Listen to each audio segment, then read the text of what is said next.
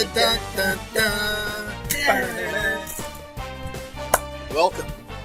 to the Hallro and Hajas and Hallro podcast. Humankind Madness, Mankind Madness, hashtag Mankind Madness, where we will decide the most important achievements and contributions humanity has given to this earth in the last 2 or 3 millennia or hundreds of thousands of years, what have you, and put it in a bracket format for you to watch them duel it out. So this is a special broadcast of the committee selecting those teams. I don't know, Hall.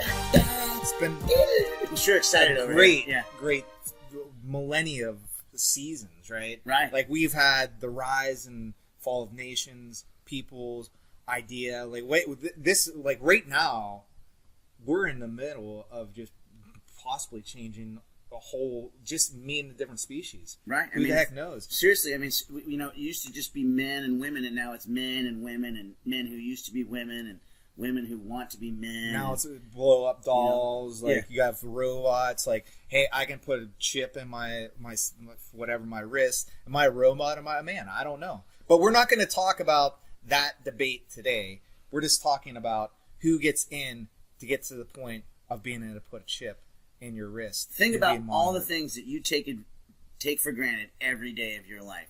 All the things that it took for you to sit and watch this particular podcast on your TV or computer or smartphone or tablet or whatever have you.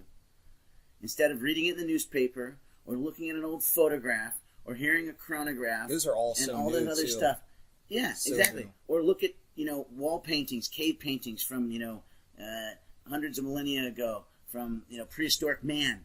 So the progress that humankind has made, and evolved, and the effect it's had on this earth and each other in order to basically live the everyday lives that we have, that we get kind of caught up in, humdrum, whatever.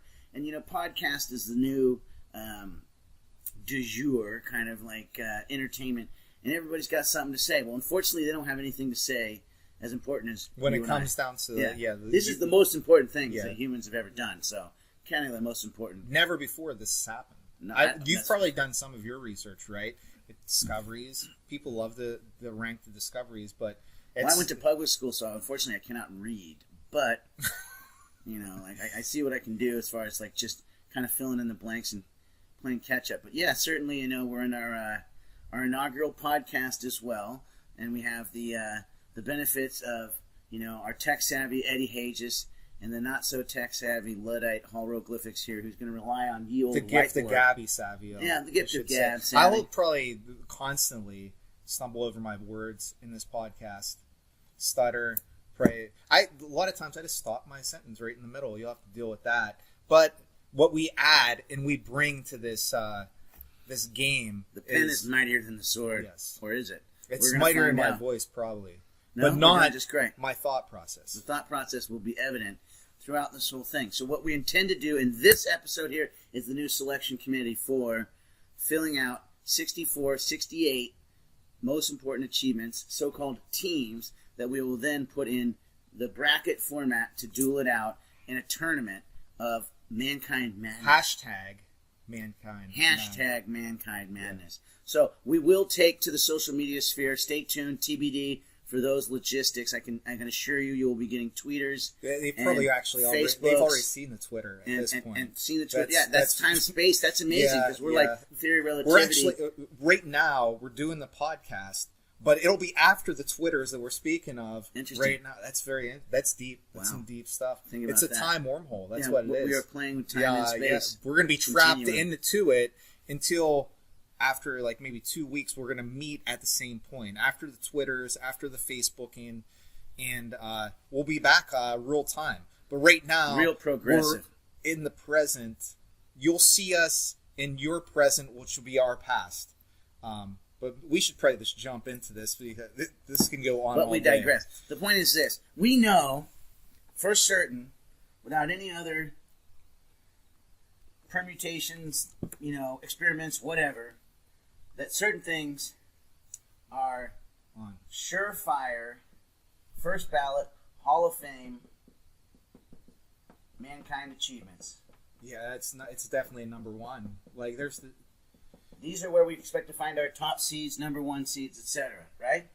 The next ones are probably no-brainers. It doesn't take much to understand why we would consider these to be on the list. Where are they seated? That's the question. Are they a number 3 seed or are they a number 10 seed? They'll be highly debated. I can promise you that. You want to, down the debate wormhole, we're going to go to the why nots because, maybe there's nothing else that needs to belong there. And the last ones is probably just a wild card because, they make life a little more interesting. And we're going to continue to reevaluate these titles and these categories, et cetera, et cetera. But the exercise today is to come up with the list. And it's our list. You guys are helpless in figuring this thing out. Still, we attack here and here. And I think, this whole thing started when I had a conversation with Eddie and said, these days people think Facebook's all the rage. But Facebook was the successor of MySpace, and MySpace came after online chat rooms and AOL, and after that, now we've had Instagram and all these other smartphone apps and Snapchat, and everything is so de jour and de rigueur, and everybody thinks, hey, that's so great, that's so important. Where were we without Twitter? Certainly where were we without a fucking president who tweets every day. But this is where we were. Take a step back, 1,000 years to the Gutenberg press and when it was introduced. And the Gutenberg press made sure that you didn't just have to write everything and copy manuscripts when calligraphy was big time. Years ago, or 600. Right. Well, let's say 600 years ago. Whenever it was, we're not going to debate that. We're just going to debate that was hella important, right? Because now you could manufacture written words and put it out there. That was the intranet of that day. Right. Can you imagine people having this conversation, communication. Man, the information out there that you can get, people like some slave probably setting some type, putting it on some paper. Right. Paper. How about that one? Paper, right? Papyrus. I mean, all that other stuff. How that changed the game. These are the kind of ideas that game changers, things that, but nowadays we take for granted like they've always been there. From the cotton gin to the windmill to sailboats to whatever. So we're going to start coming up with a list, and these should be the interesting talking points that we will then see play out in battle to see who's the top seed, who's the number ones, number 2 seeds, number 3 seeds, and they'll all be placed on our bracket, and then they'll go to war. And we'll debate their merits, and we'll say, without this, we wouldn't have that. Without that, we wouldn't have this, and which one's more important? Certainly, I don't think Facebook's going to win. But we're going to find out about this on Facebook, which is ironic. Is Facebook going to be on it? Or is it just going to be social media? It's going to be social media. That's something you'll find out here shortly. So I think we just jump right in, right? Right. Let's just start with the A number 1. I think we both agree, right? What would that be? Fire. Fire. Okay. Fire. Sure, fire. It has its own category, as a matter of fact. Man's ability to cultivate and harness and start fire and then use it to their advantage or disadvantage is time immemorial as well. Because before we were even man, we had fire. You had keeping warm. Our footprint just greatly expanded, right. Going into cold climates. Cooking. Fending off security. I don't know. Things like potatoes. Things like chopping broccoli. Yeah, you can cook your food now. You don't just have to be, this is like paleo diet, and then we changed it to, well, now we can cook things. Major game changer. Your shelter, you can see at night, light at night. I mean, that's huge. How about just staring into the fire? Right. Like, who knows? We can't even begin to fathom what happens when you just stare directly into the fire. Like hour after hour.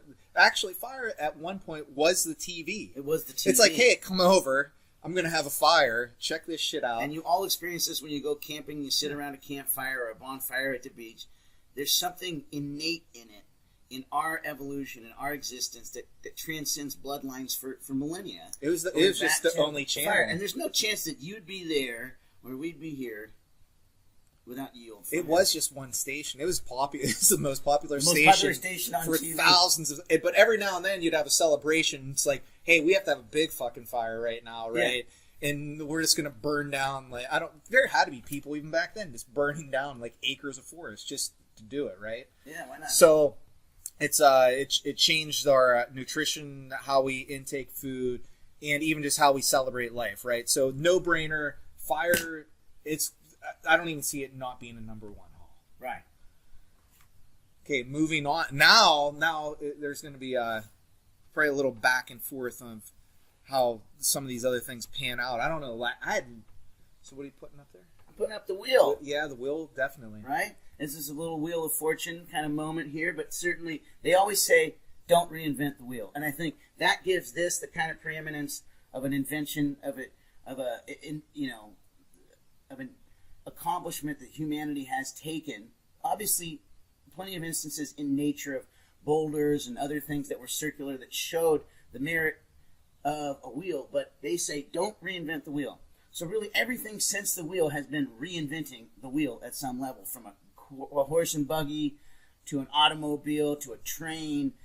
How many things, skateboards, like how could you deal with skateboarding without the wheel, Yeah, it's going to probably be it's going to be infused in, at least a dozen. Yeah, how many other of these things? Inventions. So this is macro, meta human accomplishment, the wheel, and the implementation of it even has so many far-reaching, but maybe it was improved upon exponentially in one of the other ideas that we're to come up with. Like we said, an automobile, maybe the wheel wouldn't be, but the bicycle, the bicycle, there you go, right? Yeah, you had to have a wheel. Does even a wheel even work without an axle? That's. But see, then that's when we start getting, So does the wheel work without an axle? Yeah, it does. When you have a stick and you follow the wheel down the street. Well, that's an axle. You have the stick in between, right? Okay. I don't know. So we're gonna have we're gonna have to come back. We're gonna throw Axl, and I might just drop the E and just say Axl Rose and Guns N' Roses, but that's to be determined. I don't know. He might be a wild card. Wild card, yeah. Rock and roll. I don't know. Man. Rock and roll. So he'd associate with that. So this is a very big one. I think no one would disagree with that. Without checking our notes, I think Hajas probably has a couple more to add. I was going to throw language up there, but I think it's just a very interesting topic, right? Language. Like, where does that begin? Where does it start?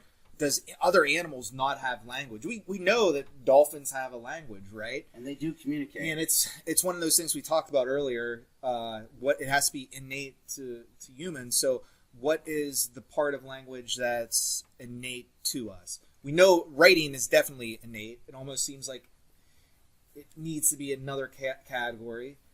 Vis-a-vis writing, right? But animals do communicate with each other, whether it's a bird cawing or a cow mooing or a dog barking. We just don't know the sophistication level. We're not sophisticated enough to interpret that, but we certainly have developed many modes of communication, whether it's receptive communication or productive communication. And the broad, like how reaching it is and understandable, and the agreement, especially in this day of age, of what sounds mean, right? Like you can effectively communicate like an emotion inside of yourself, right? Mm-hmm. You can effectively communicate an actual object, and the object doesn't even need to be there. You can go to the bar and order a mule, and then you can say cheers. Cheers. Or you can say Prost, or Nastarovia, or Kampai, or Ganbei, or Mung Tue, or how many different other ways? Salud, those are all different languages, but they're all expressing the same thing. They are human communication to say, well, glad to be here, right? I think the problem that I have with language is it's so vague and general and broad. Of like, is that macro? Is that the right way to express it on the board? I don't know. I think we come back to it. TBD.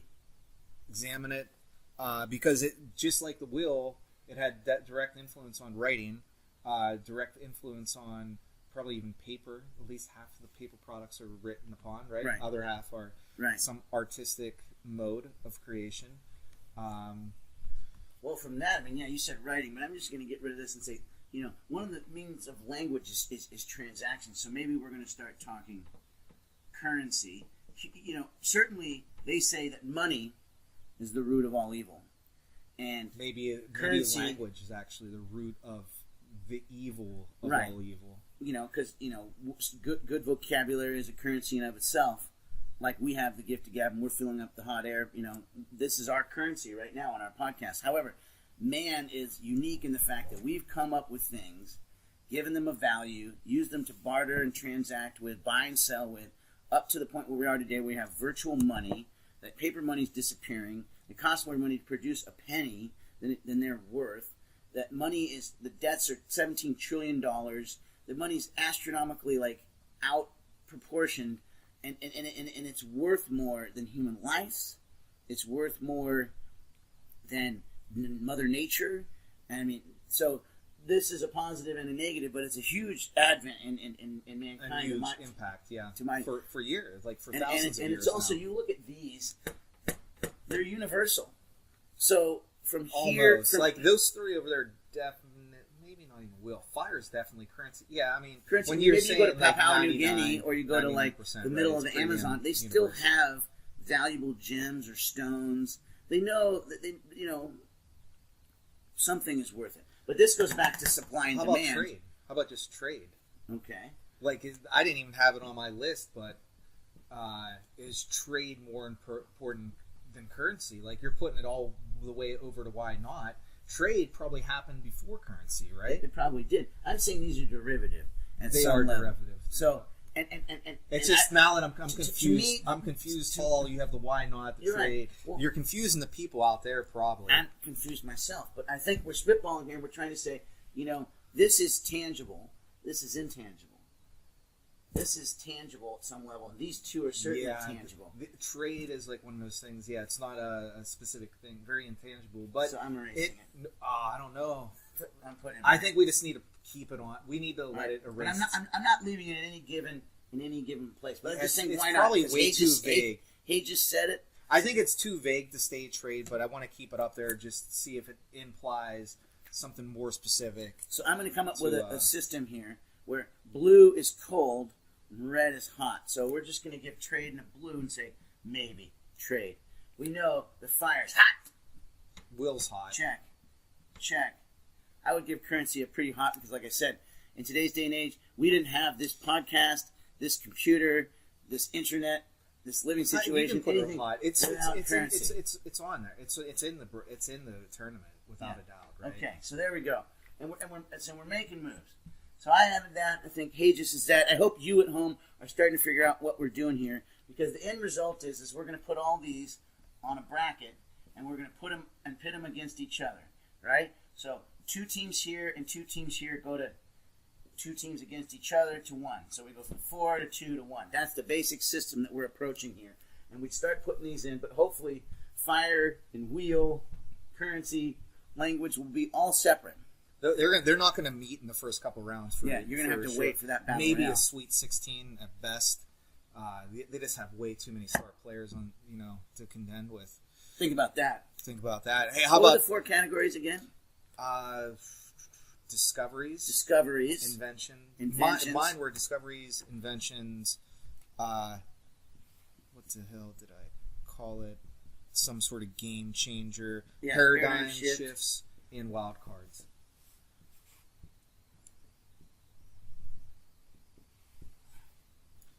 So, like fire is definitely a discovery, right? Mm-hmm. The wheel, that's definitely a invention. Language is invention. Currency is I don't know. Currency and language could be paradigm shift or invention, probably, right? Currency, it certainly has produced some paradigm shifts. But I got another big one for sure. This is going to be another brancher. Yeah. Agriculture. Right. Like even how does that even get expressed on the board? I think. Man's ability to cultivate nature, agriculture. Man's ability to cultivate nature in order to feed, and it also used to be hunter-gatherer. If you think about that, they were explaining those terms, and then basically we had some revolutions and cultural revolutions, industrial revolutions, and then we had much easier way to get to farm and to raise food. How about nowadays agriculture is almost more sinister than the military-industrial complex if you consider big corn and agribusiness, because they run everything. They want their corn and everything. There's corn syrup and everything. That's like so maybe we say corn syrup. Okay. But I'm just saying it's out there. I mean, this is basically sugar, right? I'll tell you what I like about agriculture. At one point in time, some crazy Indian was like, "Hey, those fish that we caught, we're not cooking them tonight. Throw them in that hole over there. Put a seed on top of it, and then just wait about 3 or 4 months and see the fruits of your labor of that fish fertilizing that seed." Wow. Crazy. You didn't know that? Now I know. I'm very surprised. Yeah, natives fertilize their seeds and plants with fish. Very very interesting how that came to be. That had to be a breakthrough at the time. Right. Like that's like the Monsanto of the right. of the day. There's probably people like, dude, you can't fucking throw fish in the earth. Like, you're wasting food. Like, it's genetically modified. It's not the same thing anymore. Why does this tomato taste like a tomato? Like, but there's tons of things talking coming about off of food that. chain at some level. And remember, man, before fire, was probably low on the food chain. You know, there were bigger animals out there that, you know, like saber-toothed tigers. We're right in the middle of the predatory. Yeah. So a lot of these things help move us up the food chain, but this agriculture thing is talking about the food chain. Oh, it created culture, right? But you mentioned fishing, and I think fishing is a big deal, like, because fishing is an age-old art. It's time immemorial. You know, it's fishing on a stream. It's deep-sea fishing. Fish, as a part of humans' diet, have been important. You look at a culture like Japan, who are completely reliant upon fish. So fishing and the advent of that was one of the, you know, it's in biblical times that, you know, fishing. Jesus brought the guys in Galilee to get some fish, you know. So, and, you know, we can probably put our friend Jesus on this board at some point too. But no brainer, Jesus. Yeah, he's or definitely Mo, or I know, or you just say Bible, right? Yahweh, right. Well, I'm just saying, you know, monotheistic, you know, religions, but, you know, Jesus is some level. But back to fishing and back to agriculture. We'll get back You're right. to that. So these are the kind of things we're talking about. How about, like, I think even just to go on with fishing is just the ability to, like, raise livestock. Right. That just had to be an amazing feat. Well, like, maybe that's some domestication of animals. Domestication of animals, right. At some point, there was no domestication, and then there's some crazy, like fucking human was like, hey, you see those two animals? We're gonna go catch them. We're gonna make them fuck, right? They're gonna have offspring, right. And then we'll eat some of them. We'll have more of the other ones continue to fornicate, and this like kind of control and like just watch like the cycle of life. At that point, when the at our podcast level evolved into bovine porn. Right. No. I mean, it's as simple as dogs. I mean, they took wolves and moved them into dogs, you know. It might have started off as porn. And then they're like, hey, we've got all these animals. We can eat them. Prehistoric porn. Yeah. You know, things of that nature. Domestication of animals, you know, like people ride horses. I mean, I would almost put horse riding. And, you know, horses in it's because, I mean, this was the primary mode of transportation, land transportation forever. It's another one of those categories. Some person had to be like, hey, you see that animal over there? I'm going to go catch it and I'm going to ride it.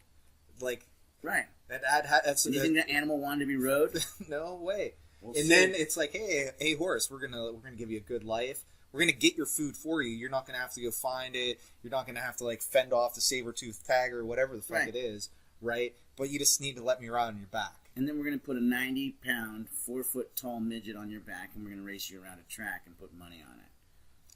Probably, yeah. Which is where we could be today at Del Mar. We're gonna probably kill but you. instead of going to Del Mar and unfortunately, my degenerate tendencies, and we'll probably kill you once you can't win.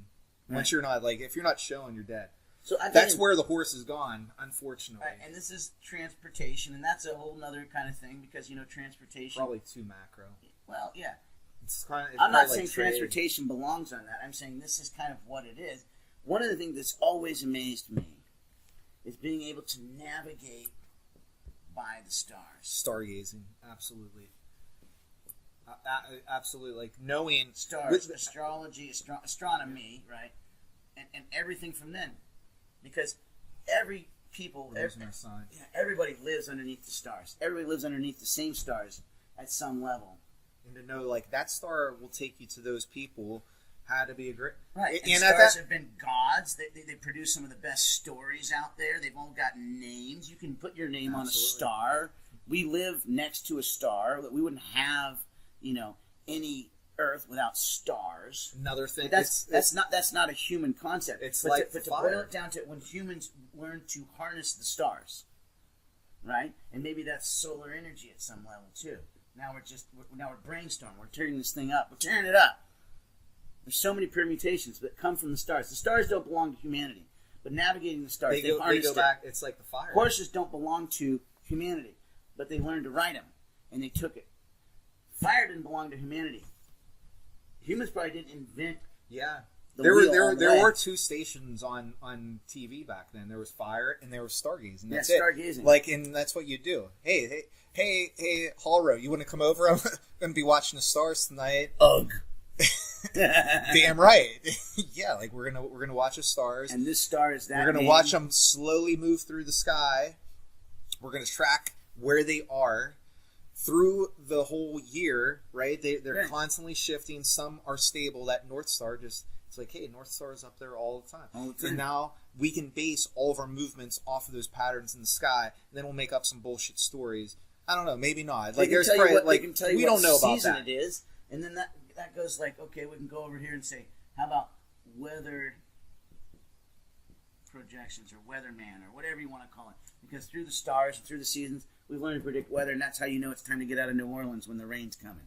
That's how you know it's going to freeze up. That's how you know the ice age is only a volcanic explosion away from blocking the sun and us freezing to, you know, the weather and learning how to. We haven't learned to change the weather, but learning to predict the weather. We have to come back. We have to So come we're gonna back. come back, We yeah. got to come back to even this. I think we got. We're going to keep spitballing. This is spitball, right? Yeah, it's all over the place. So spitball. It's more. I mean, Yeah. I mean, another one off that whole thing is the compass, right? Mm-hmm. Navigation definitely didn't tell us necessarily which way's north, right? It just kind of said like these landmarks will take you probably to these people or to that place on the planet, but the compass kind of expanded upon that where you didn't even need to know the stars. But I don't know. I still like the stars better than the compass. It's more macro. Right. I don't know. They're you know what that looks like? That looks like a clock. a clock. Yep. So telling time. Now- Starting a clock. What's more important, the clock, or is it the calendar, or do we just combine both of them together and call them time? Timekeeping. Yeah, I think time. I think But clock, you know, that's. I mean, I still don't know how a clock works. I know how a calendar works. we just divided up the time. Yeah. That the But what is Earth- we the take sun this? We has to take this come for from granted. One point We and come had back to the same analog for a point. long time where they had precision clockmakers, and this is an art. And then it's digital, and now everybody just looks at their cell phone and finds out what time it is. It didn't happen for nothing. No, And this is what we take for the granted every day. influences are great. Like the influences on agriculture, the influences on navigating, because the navigation, your landmarks are going to be constantly changing. To put that into like one equation called timekeeping. 2 seed, maybe. Oh yeah, it's definitely up there, right? Right, maybe 3 seed. That's up to us. But you guys have to keep tuning in and keep listening to us ramble on and wax on about this stuff. You know, I think, you know, some of this stuff has to be old, but some of it could be new and recent. You know, one of the things that I think about at all times, Duct tape. duct tape. To me, duct tape, or 1,000-mile-an-hour tape, is one of those life hacks that mankind came up with. It's just never going to be supplanted. Now, we could say tape, you know, or cinta in Espanol, yeah. but really, duct tape is the perfection of tape. It's the gorilla of tapes. Like Right. you're not gonna. If there was apex predator. if there of was a tape. tournament of tape, duct tape would be a number 1 seed for sure. Yeah. It might make it into the bracket. I mean, Who there's knows? painter's tape, there's masking tape, there's, you know, like regular tape, But if you're looking tail for of the wrong tape, strength, tail of the tape, yeah, duct tape. but like I mean, then there's the good things and the bad things that it creates. If you have a hostage, what are you gonna duct Yeah, tape? exactly. Way better than rope, right? Tie the ankles, tie the hands. You know what? You can also tie Exactly. the. You can't do that with rope. Right. Rope probably should be up there. I didn't even have it on my Twine? list. Rope. Rope for sure. It had like, and I'll tell you another one that off the rope that comes. What's that? It's not off Hemp, the hook, hemp. but off the rope. Uh-huh. Sailing. Sailing, exactly. I mean, right. I don't know if well, you that can sail goes back to without navigate the rope. stars. So we need sailing, which is apex. It's important there. Sailing's big time, and sailing. I don't know how to sail, but men have been sailing for thousands and thousands and thousands of years. Yeah, but it's beyond just navigating. You have to. It's harnessing wind, and yeah, it definitely teams up with navigation. They play in the same conference. Hemp rope. Yeah, exactly. They're they all- play in the same conference. You're right. They're always battling. Like they're arguing which one's more important. Right now, I don't know. That'd be a hell of a game. Like those two teams play in like the round of like 32. Like I don't know who wins. And duct tape can be used to fix a sail, but duct tape can't be used to fix stars or navigate with. To this point, anyways. So think about that. I think the sundial is somewhere in between there, right? Like a sundial is kind of like an original clock. You have an hourglass, which is like a clock. So like how many? Do you think they really use sundials? Like what? Like it's like, oh, you said I'm quarter after 2 on my sundial, and you weren't here. Sundials have definitely proved themselves to be as insignificant as they were significant at a point. So it still just follows under this clock thing. But I thought about sundials the other day because it's kind of like it's a picturesque kind of way. It's very prehistoric. It's a very romantic way of looking at time. Right. Like that would just exactly. Like I'm getting rid of my clock. I'm going to put a stick out in my yard. Put some numbers around the stick. But you could still use the sun if you didn't have a clock to tell you what time it is by creating a sundial. You could still, made all of your appointments and probably be very unsuccessful in life if you're. But it's possible. But I'm due. Yeah, exactly. Saying. When Cro-Magnon man was, growing up, he's like, I'm due at the pit fire for, whatever. So I got to check my sundial to see what time it is. And who knows when the sundials came up? I'm like, yeah. So at this point, we've filled up the board. What we're going to do is we're going to put a pause here. We're going to organize this data, put it in a more technological format, right? Nice and clean. Hone it in, and then come back to this. Continue on with this process of selecting who belongs in the biggest dance. # Mankind Madness.